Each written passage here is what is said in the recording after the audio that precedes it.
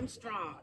This whole cemetery was hidden for decades by the thick overgrowth of bushes, trees, and weeds. In 2011, genealogist Jon Edens was over there on the other side of the fence recording some of the gravestone information in the Oakwood Cemetery. Then he looked over the fence and saw my gravestone and concrete railings knocked down and almost completely hidden by the thicket.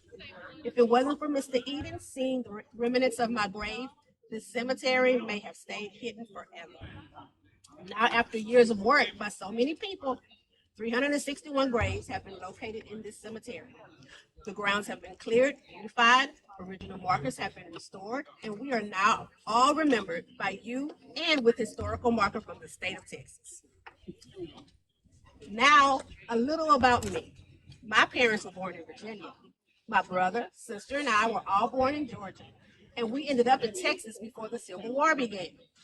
This is what's typical sequence of movement for enslaved Black people who were brought to East Texas at this time. At 17 years old, I was living at my sister's house in Huntsville and working as a farm hand. My older brother was also living and farming nearby. At 20 years old, he was already married and had a baby girl. Years later, we lived near each other on the east side of Conroe, and even in death, we were buried near each other here in the Conroe Community Cemetery.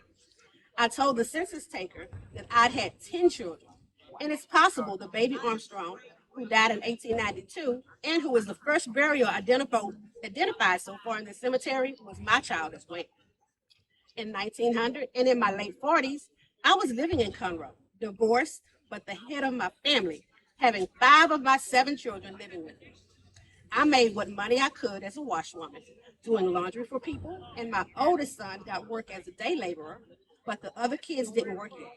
I still couldn't read or write, but I owned my own home, free and clear. I died in 1918, a month before World War I ended, and it was during that time of the great influenza pandemic that killed tens of millions all over the world.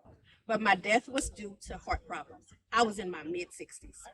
My gravestone and its decorative railings are evidence of the resourcefulness and love of my family. It has been lovingly and professionally restored by the volunteers of the Conroe Community Cemetery Research Project.